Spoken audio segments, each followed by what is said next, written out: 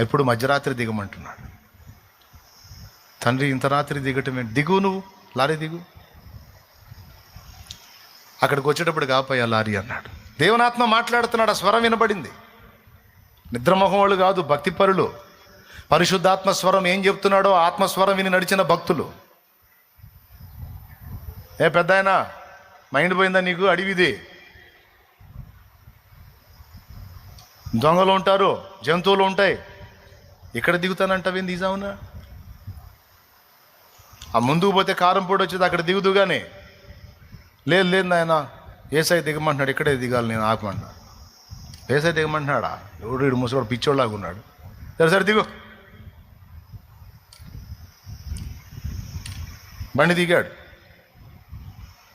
Lorry దించేసి వెళ్ళిపోయాడు. చీకటి, అంధకారం, ఈ కన్ను పొడుచుకుందా కనపడట్లా. అయినా నడుచుకుంటా పోతున్నాడు.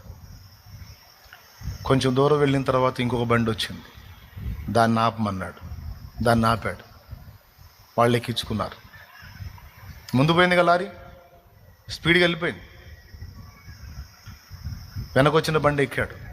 కొంచెం దూరం పోయిన తర్వాత చూసి అది యాక్సిడెంట్కి గురై ఉంది. లోపల వాళ్ళు భయంకరమైన పరిస్థితుల్లో అయిపోయి ఉన్నారు.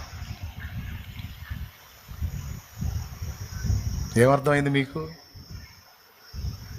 చూడండి, దేవుని ఆత్మస్వరాన్ని వినడానికి వాళ్ళ మనసుని ఎలా ట్యూన్ చేసుకున్నారో చూడండి. నువ్వు ఎంత లోబడితే అంత మాట్లాడతాడు ఆయన.